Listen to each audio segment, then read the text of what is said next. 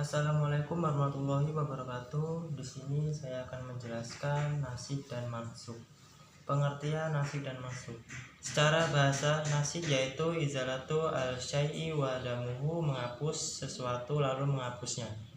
Nasak nasib secara istilah yaitu rofu asyari hukman syarian bin dalilin syariin mutarokin anhu, yang berarti penghapusan hukum syara yang lampau dengan dalil syara yang terbaru.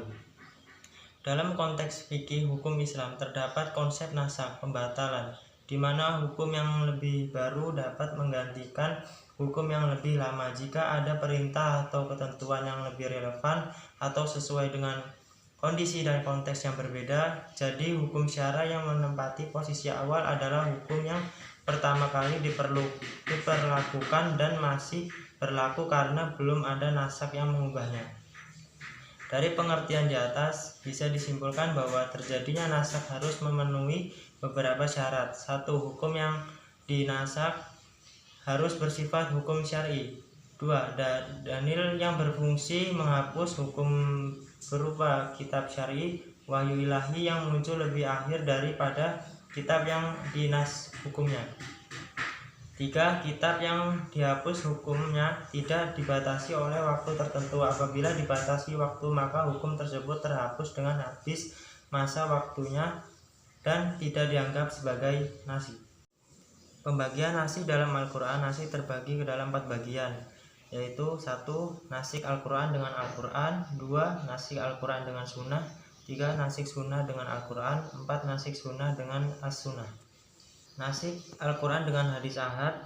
Jumhur ulama berpendapat hadis ahad tidak bisa menaskan Al-Quran karena Al-Quran adalah nas yang mutawatir, menunjukkan keyakinan tanpa ada praduga atau dugaan padanya, sehingga sangat tidak dibenarkan menghapuskan atau menggantikan hal yang jelas diketahui sifatnya maklum dengan hal-hal masnun diduga.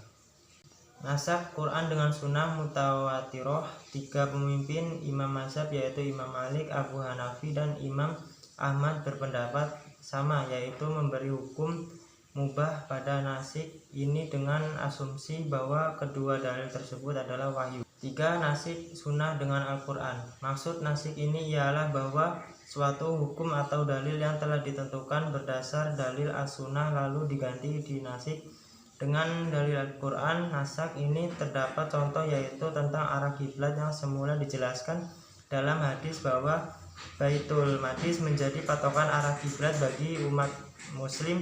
Kemudian setelah diturunkan ayat 144 pada Quran surah Al-Baqarah, Ka'bah Masjid Haram yang menjadi patokannya. 4. Nasak Sunnah dengan As-Sunnah. Artinya bahwa suatu hukum syara yang mulanya didasarkan dalil As-Sunnah lalu dinaskan, dihapus oleh dalil syara dari as-sunnah pula. Misalnya, yakni hukum ziarah, hukum yang semula dilarang kemudian dihapus, dinasak menjadi mubah atau boleh. Bentuk-bentuk nasik dan mansub.